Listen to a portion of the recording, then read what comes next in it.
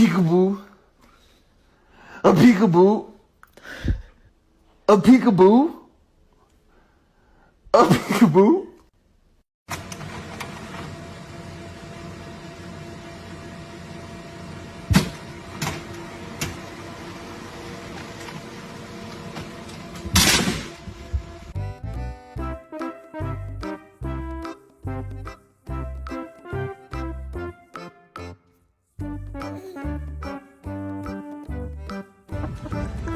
Can you show us what's underneath?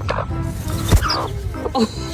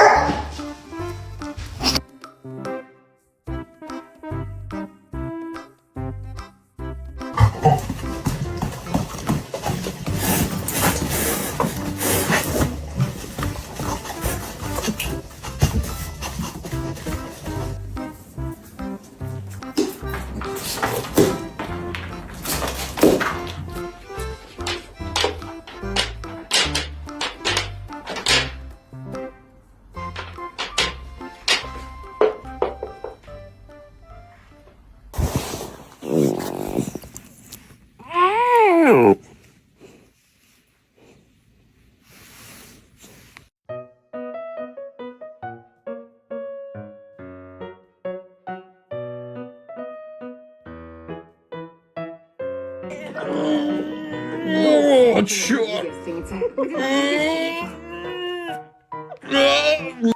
Ладно.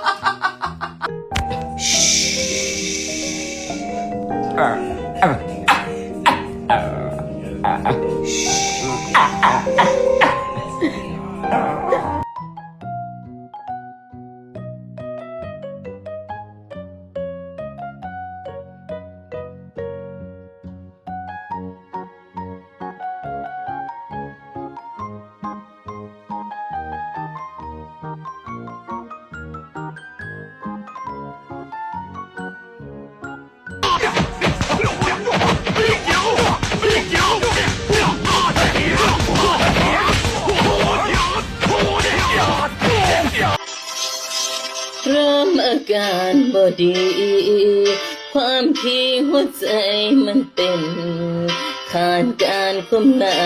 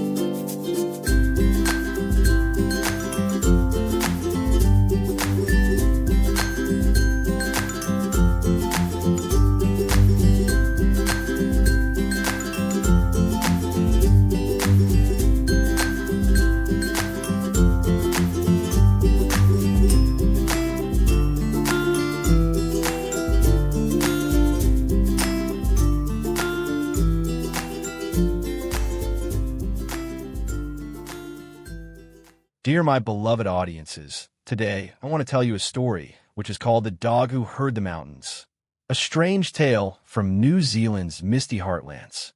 Chapter 1. The Howl That Woke the Lake. In the deep valleys of New Zealand's South Island, nestled near the mist-covered lake Wakatapu, lived a sheepdog named Rua. Rua was no ordinary dog. He was half border collie, half something nobody could quite explain.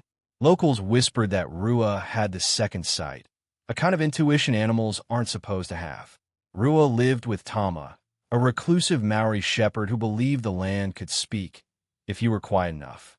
One night, just after the moon vanished behind the Remarkable's mountain range, a strange howl echoed across the lake. It wasn't Rua. It wasn't any wolf. It sounded like the earth itself was in pain. Rua stood straight up, ears locked forward. He barked once, then turned, and ran toward the mountains. Chapter 2. The Vanishing Farmer. The next morning, a report came from Glenorchy. Farmer Alec, a grumpy man with the cleanest gumboots in Otago, had disappeared overnight. No signs of struggle, no broken gate. His sheep were untouched, but his dog, an old mutt named Whiskers, was found trembling under the porch. Rua returned home muddy and silent. He lay in the corner, eyes open, unblinking. Tama looked at him. "What did you see, boy?" Rua didn't bark, but when Tama closed his eyes, he swore he heard a whisper. He woke it. Chapter 3. The Crack in the Hill. That day, a deep crack appeared on the hill behind Alec's farm. Fresh, raw, and hot to the touch. Scientists were called in. They said it was seismic activity, but Rua refused to go near it. He barked at it like it was alive. He growled at the trees, and each night he howled at the lake. Then another farmer went missing. Then another. Always at night. No tracks. No blood. Just dogs left behind, wide-eyed and mute. Chapter 4. The Dog Council. That week, something even stranger happened. Rua vanished for 2 days. When he returned, Tama noticed something in his fur. A small, carved stone amulet tied around his neck with flax. It was old, Maori, but with markings even Tama didn't recognize.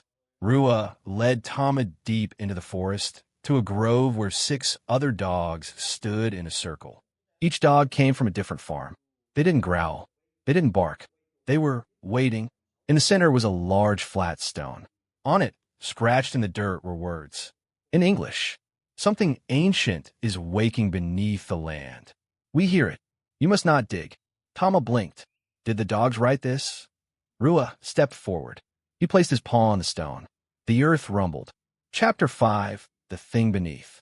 It turned out a mining company had started drilling into a mountain outside Queenstown, despite protests from iwi tribal leaders that the area was tapu, sacred and forbidden. Rua barked at the TV when the news came on.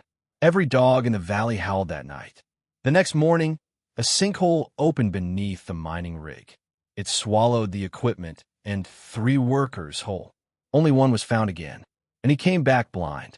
The mountain spoke, he whispered. I heard dogs singing. Chapter 6. The Twist. That night, Tama stared into the fire. Rua lay by his side, silent. Then, Rua stood up, stared directly into Tama's eyes, and did something no dog should be able to do. He spoke, not with his mouth, but in Tama's mind. We are the watchers beneath. We were once wolves. We remember the land before humans.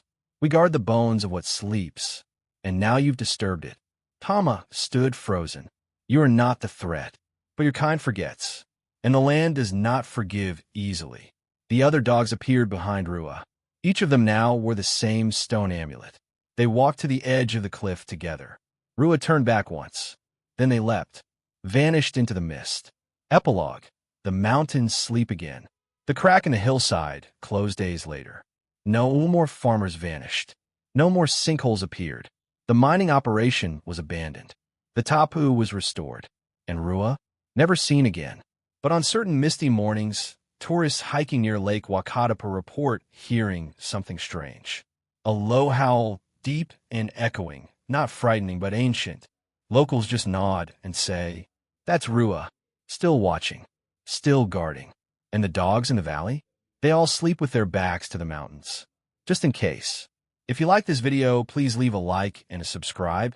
It will really help our channel grow. But if you don't like it, then just skip it and don't forget to check out our other videos. Thank you very much and goodbye.